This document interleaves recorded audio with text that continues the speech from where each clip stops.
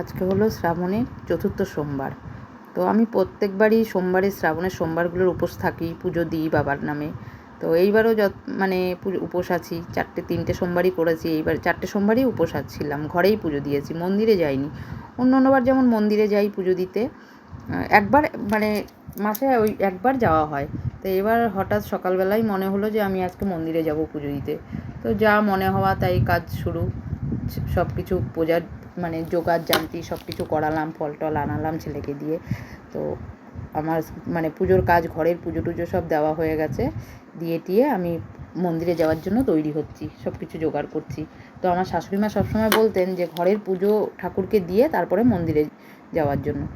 তো সেই রকমই আমি ঘরের সব ঠাকুরকে ভোগ টোগ দিয়ে নিলাম। ঘরেও যে শিবলিঙ্গ আছে আমার, সেখানেও জল ঢেলেছি, পুজো দিয়েছি। দিয়ে টিয়ে আমি মন্দিরে যাওয়ার জন্য তৈরি হয়েছি। তো আমার সব গোছগাছ কমপ্লিট। এবার আমি বেরোচ্ছি। কিন্তু দুঃখের বিষয় একটা, আমি আজকে আলতা পরার সময় পাইনি। সকাল থেকে এত ব্যস্ততা ছিল যে আলতাটা যে পরবো, পাটা দেখেই মনে হচ্ছে যে ইস। তো ঘরে এসে পড়েছি, পুজো দিয়ে এসে আমি আলতা পরেছি। তো আমি গেলাম, আমাদের বাড়ি থেকে খুব কাছেই মন্দিরটা, একদমই কাছে। এই যে সোজা রাস্তাটা যাচ্ছি, সোজা রাস্তাটা ডান দিকে ঘুরলেই মন্দির। তো আমি আর আমার ছেলেও উপোস করে আছে। ও বলল, মা আমি যাব আজকে পুজো দিতে। তো চল, মা ছেলে দুজনে মিলেই মন্দিরের জন্য রওনা দিলাম। তো দুজনে গল্প করতে করতেই যাচ্ছিলাম। তো এখানে আবার কি করছিলাম কে জানে। তো এখানে এসে দেখো, এখানে আমি একটা জায়গায় ঘাড় ঘুরিয়ে কি দেখছি বলো তো। এখানে পাশে একটা গাছে কলকে ফুল ফুটেছিল অনেক। তো আমি ছেলেকে বলছিলাম, কি রে নিলে কি কিছু বলবে, নাই চল না গিয়ে দুটো ফুল তুলে নিয়ে আসি। ওটাই ছেলেকে বলছি। ছেলে বলছে কোনো দরকার নেই, যা আছে তোমার তাই নিয়ে চলো। তো এই নিয়ে আমরা গেলাম। এই যে আমাদের মন্দির চলে আসলাম। এই যে আমরা মন্দিরে চলে আসলাম। তো মন্দিরে ঢুকছি। এখানে দেখেছো প্যান্ডেল খাটিয়ে মেলা হচ্ছে। এখানে সন্ধেবেলা শাড়ি কাপড় এগুলোর মেলা হচ্ছে প্রতি মাসে, মানে 2-3 মাস পরপরই একবার হয়। তো আমি মন্দিরে ঢুকছিলাম, মন্দিরে প্রণাম করছি। তখন আমাকে ওই পাশে যে ভদ্রমহিলা কাকিমা ছিল, উনি আমাকে বলছে আমার কপালেও একটু হাতটা ছুঁইয়ে দাও। ওনার হাতে ঠাকুরের টিয়ে ছিল। তো যাই হোক ঢুকলাম, গিয়ে দেখছি মন্দির একদম ফাঁকা। মানে অন্যবার অনেক ভিড় থাকে। তো 5-6 জন পুজো দিচ্ছে ওইখানে। তো আমরা দাঁড়িয়ে রইলাম, দাঁড়িয়ে কিছুক্ষণ ছবি টবি তুললাম। এদিকে ওদেরও পুজো প্রায় শেষের দিকে, ওদেরও মানে পুজো হয়ে যাচ্ছে। আমরা একটু কথা টথা বললাম, আমি আর ছেলে ফটো তুললাম দাঁড়িয়ে।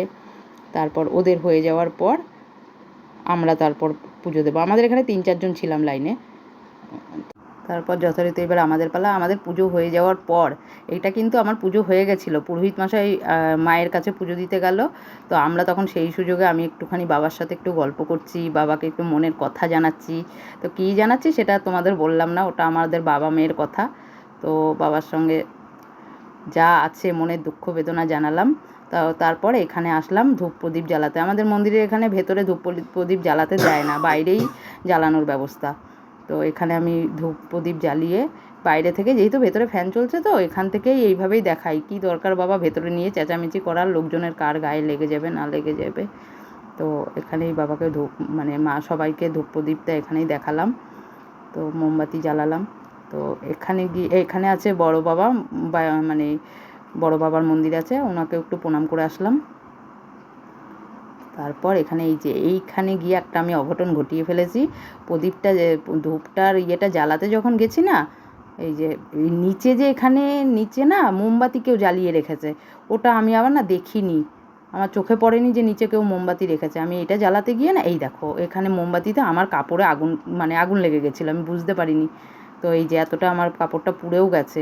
তো এই কাপড়টা পরে কি আর পুজো টুজো দেওয়া যাবে জানি না সেটা আমি। তো এই অঘটনটা যে ঘটলো, আমি শাড়িটা আর পরতে মানে পুজো দিতে পারবো কি না পরে আমি জানি না, সেটা তোমরা আমাকে বলো। আর আমার আরেকটা কথা হলো, এই আমার লাইফে এই প্রথম আমি ভয়েস ওভার দিলাম। জানি না এটা কেমন হয়েছে না হয়েছে, কোনো ভুল ত্রুটি হলে আমাকে কমেন্ট করে জানিও যে তোমার এটা ভুল ওটা ভুল। ভুল থেকেই তো মানুষ শিখবে।